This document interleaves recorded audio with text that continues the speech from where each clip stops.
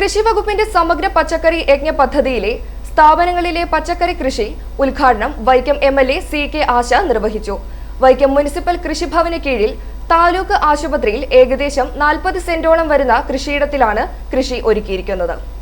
പൊതുജനങ്ങൾ കൂടുതലായി സമ്പർക്കം ചെയ്യുന്ന ഇടങ്ങളിൽ കൃഷിത്തോട്ടങ്ങൾ നിർമ്മിക്കുകയും ആയതിലൂടെ പൊതുജനങ്ങളെ കൂടുതലായി കാർഷിക മേഖലയിലേക്ക് കൊണ്ടുവരികയും ചെയ്യുന്നതാണ് പ്രധാന ലക്ഷ്യം.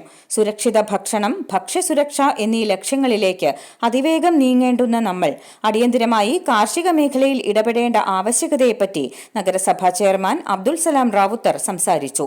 ഞങ്ങളും കൃഷിയിലേക്ക് എന്ന പദ്ധതിയുടെ ഭാഗമായി കൃഷി വകുപ്പിലെ മുഴുവൻ പദ്ധതികളെയും കോർത്തിണക്കി എല്ലാ വീടുകളിലേക്കും പച്ചക്കറി കൃഷിയുടെ ഉൽപാദനം വർദ്ധിപ്പിക്കുന്ന കാര്യത്തിലേക്ക് അതിവേഗം നീങ്ങുകയാണ് കൃഷി വകുപ്പെന്ന് സി.കെ. ആശ എം.എൽ.എ. പറഞ്ഞു.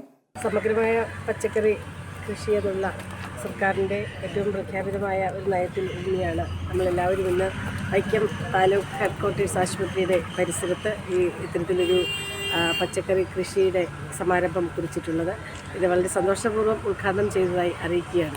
കഴിഞ്ഞ തവണ നമ്മൾ ഇവിടെ PWD റെസ്റ്റ് ഹൗസിൻ്റെ അങ്കണമാണ് ഇതിനുവേണ്ടി തയ്യാറാക്കിയത്.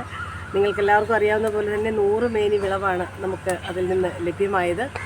സ്ഥാപനങ്ങളിലെ പച്ചക്കറി കൃഷി പോലെ വിവിധങ്ങളായ പദ്ധതികൾ കോട്ടയം ജില്ലയിലെ എല്ലാ പഞ്ചായത്തുകളിലേക്കും എത്തിക്കുമെന്ന് കൃഷി ഡെപ്യൂട്ടി ഡയറക്ടറായ റെജി വിജി പറഞ്ഞു. കാർഷിക വികസന സമിതി അംഗം Soman Pillai, N Mohanan, Sindhu Madhusudanan, superintendent doctor Twinkle Prabhakaran, RMO doctor Biju Philip, lay secretary Sumesh, nursing superintendent Priyamvada, കൃഷി ഉദ്യോഗസ്ഥരായ മേസൻ മുരളി, CGVV, ആശ കുര്യൻ, നിമിഷ കുര്യൻ എന്നിവർ സംസാരിച്ചു. i4A news Vaikom.